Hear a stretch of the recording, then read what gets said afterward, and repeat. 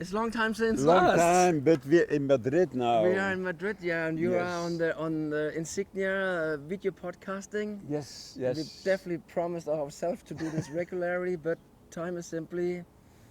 Yeah, where are we now? Time is running fast, but Yeah. now we're in Madrid. We're in Madrid in the symposium of the Epimondia, BeeHealth. Where you were? And I was there to present the results of Insignia, Of course, yeah. because we're almost there. Mm-hmm. We finalized all our analysis, we are collecting the data now, we are processing the data, and I think we have our report in some weeks sent to Brussels. So yeah, we're going. I mean, We're coming. always be careful to promise because we are under time pressure.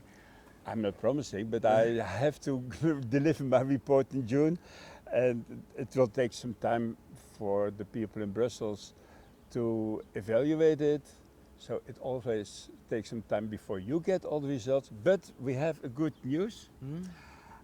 I cannot give you all the details that we have sampled, but we made graphs for every apiary, which will be distributed to all of you within maybe 2 weeks. Yeah, so what we're talking about are Yeah. the national coordinators that will Yeah. get the results. And yeah, you say within 2 weeks, at least very soon. Yeah. And that's very nice. That's very nice because the citizen scientists they should have the results, as I say, as long as they can remember what they did. But this is how it is. We have to say that.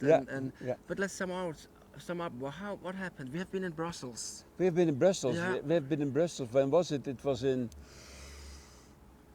March, April, to present the data that we had At that time, yeah. at the time, and we had some comments, of course, and we improved our presentations and our data analysis, and we're almost there now.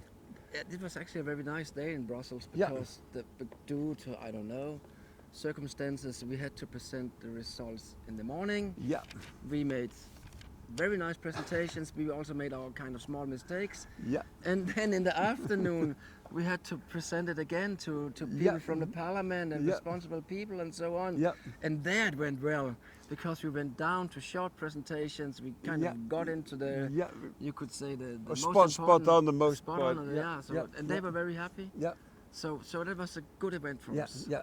Mm. And to all the beekeepers, I must say you did a great job, because when you look at the return of the samples, it's 95%, it's 97%, so it's great. And we did have a lot of these samples, about 17,000 or something like that. So can imagine 17,000 samples that had to be analyzed in 4 laboratories, and it took time, but we made it. It was a big job. Yeah. But we really want to appreciate that we had 200 and how many citizen scientists? 350. 350. I'm 350, sorry. yes. And we had so few fallouts, so Yeah, to say. yeah. There were a few. I mean, people getting sick. It was all due to kind of natural circumstances. disaster. Natural Yeah. disaster, yeah. But everybody took Yeah. it very seriously, Yeah. and we're so thankful. And the European Union, the people down there, are very impressed. They're very impressed. By the way, we are impressed ourselves. yeah. So- Yeah, but actually the European Union, they're impressed. They rate the Insignia study as a kind of benchmark how to do your citizen science studies in a pan-European study. Yeah, So that's quite a compliment for us. Yeah. And we are happy to hear that. And it's also a compliment for our citizen scientists because Absolutely. I'm sure in the future beekeepers, citizen scientists will be involved on a much higher level Yeah, yeah. because we made it. You Yeah. made it out there. No, we made it. Yeah. We made it, and you know, beekeepers are taken seriously by the European Union, and you know, being a beekeeper and being involved in this kind of studies, it's of an absolute additional value for for science in general and for citizen science particularly. So we keep on talking to you, we keep on asking you to participate because your contribution is absolutely valuable and needed, much needed. We see it here in the conference in Madrid now. there's also a kind of citizen science studies that show such good data and such enormous amount of data, and with the modern techniques and computers, etc. For data analysis, we need big data sets, and it gives so much information. And maybe we should say that Chef made a talk at this symposium. There are about 200 people sitting there. Yeah. And I have to say, I was in the audience, and your talk went very, very well. And they were very impressed. You got lots of questions, which is nice. And I tried to record your talk. And there was a little bit problems in the beginning because of me, but I hope we have to look at afterwards here. We hope that we can upload your talk. I have to say the light and so on was not perfect in there, but I really tried. So maybe there is actually another talk afterwards, this one here, that you can go in and see the latest results. But let's sum up. Yeah, let's sum up. Yeah, I have them here. Let's sum up. Yes. There are so many data that I don't remember them all, but just to give an impression, you know, we worked with API-strip, and we had 5,670 API-strips that we analyzed. That's a lot, man. And we did get about 202 residues. So imagine 202 residues of pesticides, low amounts, but they're there. We detected in our API-strips, and the bees collected that for us, which is great. And altogether we had, and I just give some data, 17,500 detections. Imagine 17,500 detections. And we also did find some API-strips with nothing in it. Yeah. Tell me. It was very surprising, but we did in 1.5% of the API-strips there was nothing in it, but only in periods of 2 weeks' time. So it doesn't say this is a really clean environment. So we didn't have, so to say, empty apiaries? No.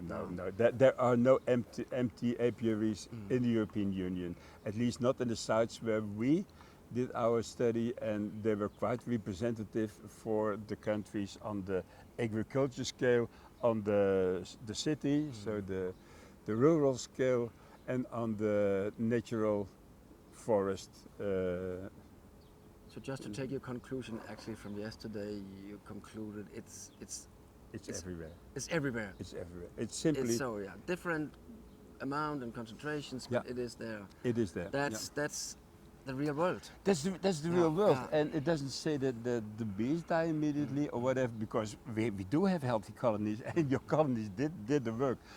It only means, but that's my personal interpretation, that we have these pesticides, and I'll talk a bit later about the microplastics, etc. There is a constant stress of substances and compounds that are not natural, and bees are confronted with it, which will at the end might give a kind of stress reaction. But most important, it gives an indication of our world in which we live now here in Europe. It's a contaminated world. It's the result of our way of life. But now it's confirmed. It is confirmed, and we hope that we can continue this kind of studies to see that the actions taken by Brussels and the national governments will improve that, because it always can be improved. And that's really what my impression about this project is. Actually, we do a difference. We do a difference, Yes. And we set the first benchmark.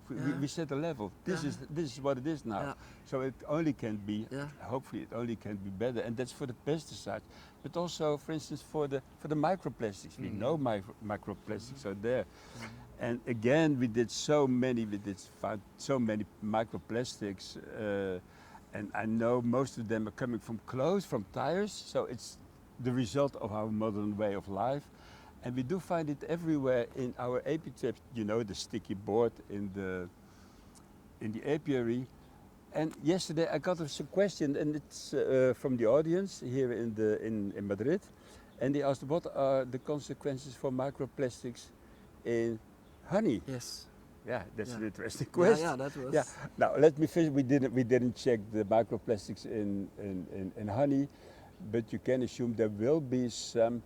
But I did write it before in a newsletter. Bees have the ability to clean their honey quite well, and they take out most of the microorganisms that cause disease, and so they also take out most of the microplastics that are in.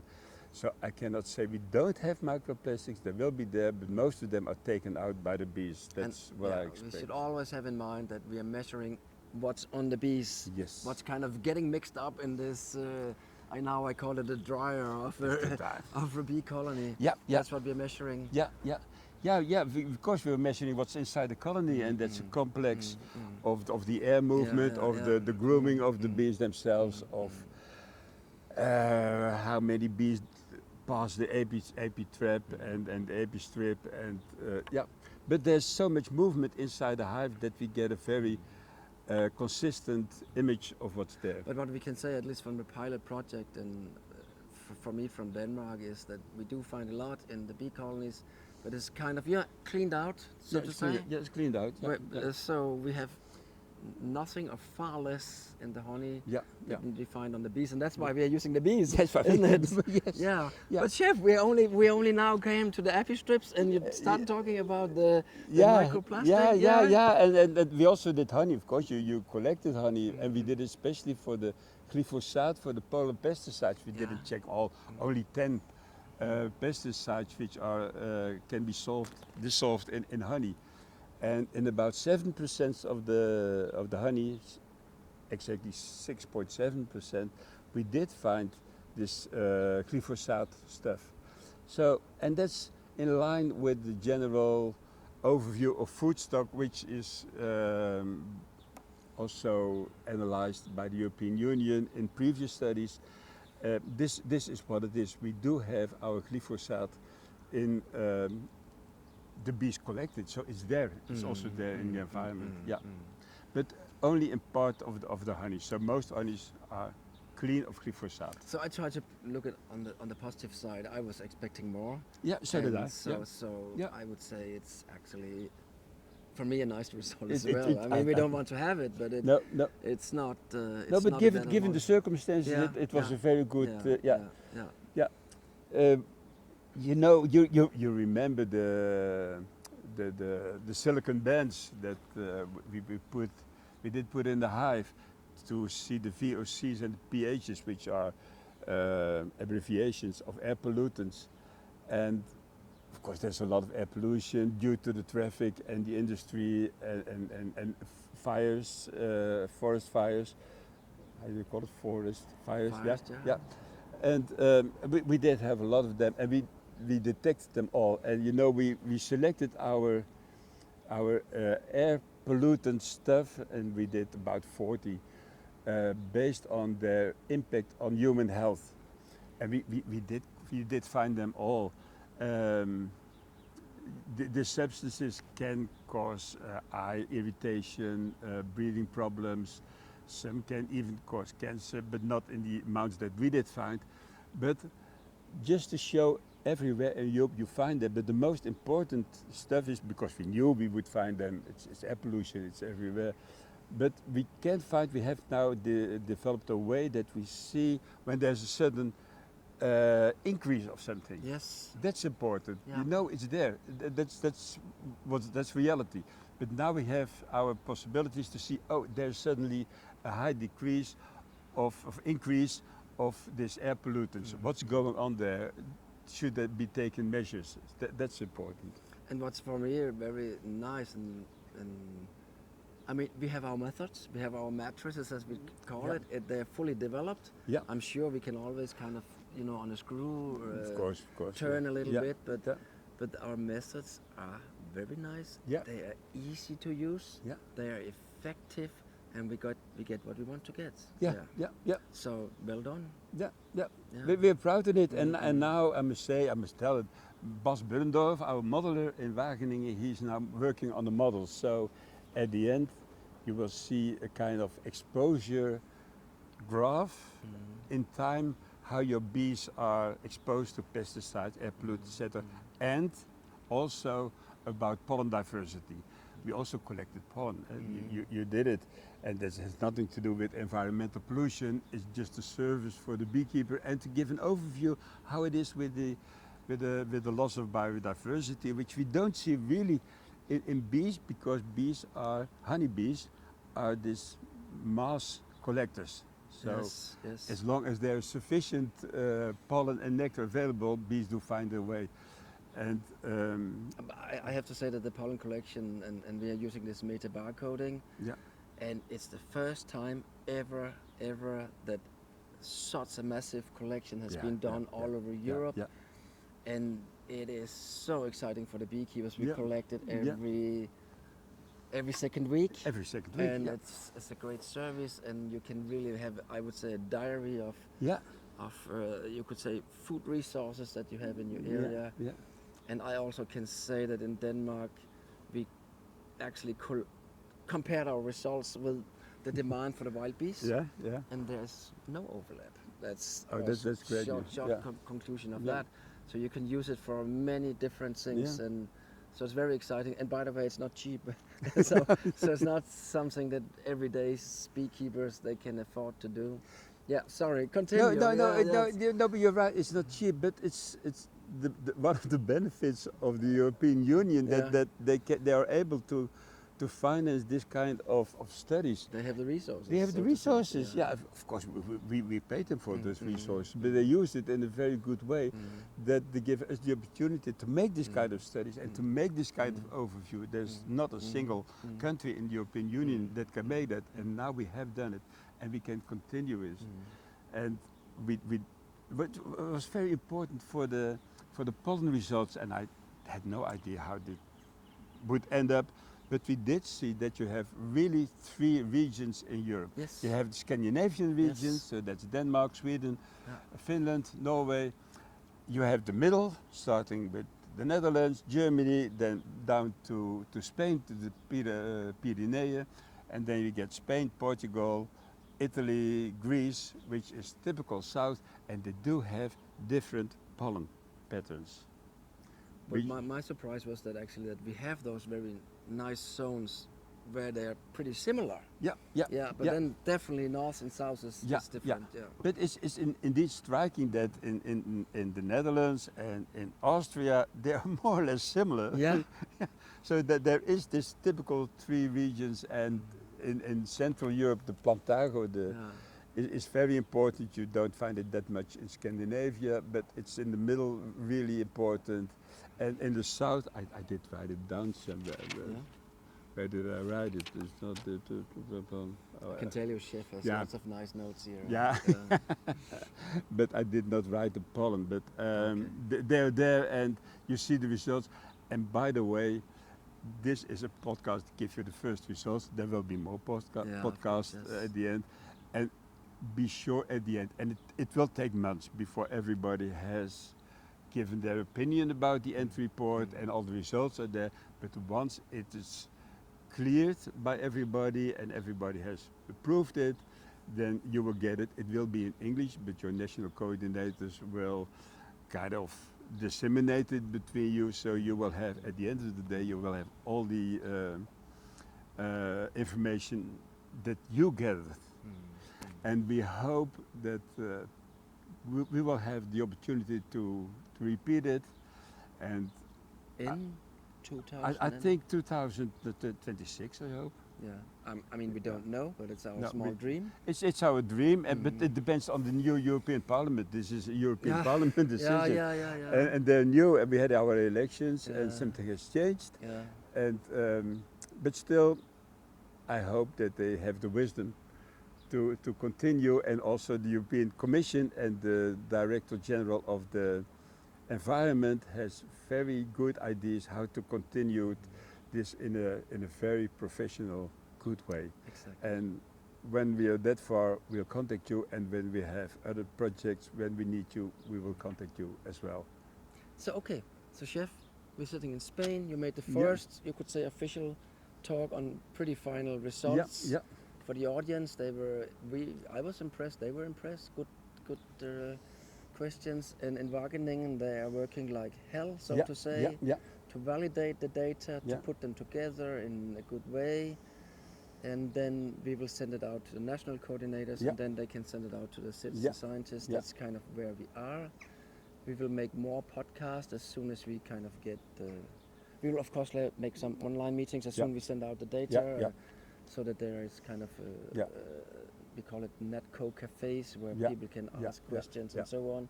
And probably we'll make several of them. And then there will be more talks, and maybe Yeah. we should even make some online presentations so that we don't get the recording that Yeah. I made yesterday in a dark room. So that's where we are. But that's a very good idea that you can make this kind of online Exactly, yeah, presentation. yeah, exactly, That's yeah. a very good idea, and be sure that now the project is. We've been in touch for a long time because we're very occupied now with writing the report. But we did not forget you, and we will be in contact with you with the results and how And to we continue. appreciate on a very high level. Just tell us, so what is the, so to say, the boss plan for the next half year? What's going to happen? I mean, the results is finishing. Just what we said, but we will go to the European Union one time more. Yeah. Brussels. The time schedule is now that I have to submit the report by the end of Yes, June, so yes. in 2 weeks' time. So we are under pressure. We are absolutely under pressure, and now we're sitting in the sun, but we are under It's pressure. very nice here. And the European Commission told me that it will take 3 months, and it is a big report. But also, there's also holidays. There have been elections. There will be a new parliament, so it will take some time before everybody has read it and gives comments. So this will be in September. So it will take September, October, and maybe part of November to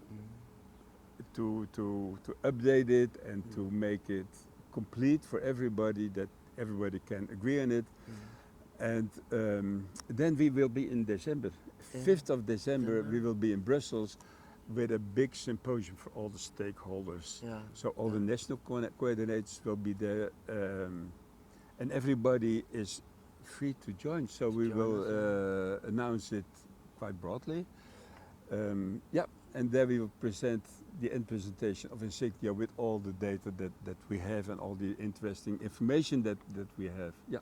Do we have it locked that it will be online? Is it an option? Or I think it will be an option. Yes. So when we know more, we will share it with you. First of all, we're very happy that we made a video podcast again. We have had, because we want to make it in real life instead of making it kind of online. Yeah, this was too complicated. And it's not a nice way to do it. And No. you can see the two guys here loving each other and have a good time. So, thanks, and we promise to be more present and in the future. So, take care out there and take care of your bees. Thank you. And let's see you next time. Yeah, see you. Bye-bye.